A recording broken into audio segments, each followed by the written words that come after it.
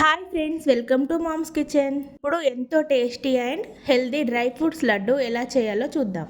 ఈ లడ్డూని రోజుకొకటి తీసుకోవడం వల్ల చాలా హెల్త్ బెనిఫిట్స్ ఉంటాయి. పిల్లల నుంచి పెద్దవాళ్ళ వరకు ఎవరైనా తినొచ్చు.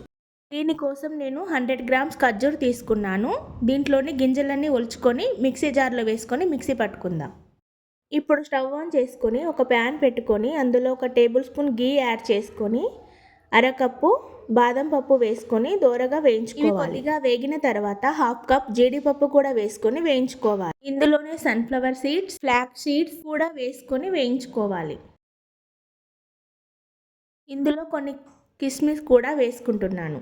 ఒక కప్పు ఎండు కొబ్బరి పొడి, 2 స్పూన్ల నువ్వులు కూడా వేసుకొని వేయించుకోవాలి. మీ దగ్గర ఇంకేమైనా డ్రై ఫ్రూట్స్ ఉంటే అవి కూడా యాడ్ చేసుకోవచ్చు.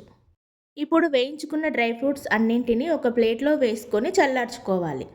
ఇప్పుడు అదే ప్యాన్లో ఇంకొక స్పూన్ నెయ్యి వేసుకొని మనం ముందుగా గ్రైండ్ చేసి పెట్టుకున్న ఖర్జూరాన్ని కూడా వేసుకొని ఒక 5 మినిట్స్ ఫ్రై చేసుకోవాలి.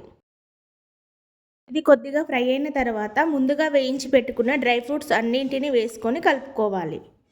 అన్ని డ్రై ఫ్రూట్స్ని కలుపుకున్న తర్వాత స్టవ్ ఆఫ్ చేసి కొద్దిసేపు చల్లారనివ్వాలి. ఇది చల్లారిన తర్వాత అంతా బాగా కలిసేలా కలుపుకొని మనకు నచ్చిన సైజుల్లో లడ్డూలా చుట్టుకోవాలి. అంతే అండి, ఎంతో simple and tasty dry fruit laddu ready. అచ్చం స్వీట్ షాపుల్లో కొనుక్కొని తిన్న డ్రై ఫ్రూట్ లడ్డు లాగానే ఉంటుంది. ఈ లడ్డూలని ఒక ఎయిర్ టైట్ డబ్బాలో వేసి పెట్టుకుంటే ఒక 10 నుంచి 15 రోజుల పాటు నిల్వ ఉంటుంది. మీరు కూడా ఈ హెల్దీ రెసిపీని ఒకసారి ట్రై చేసి ఎలా వచ్చిందో కామెంట్ చేయండి.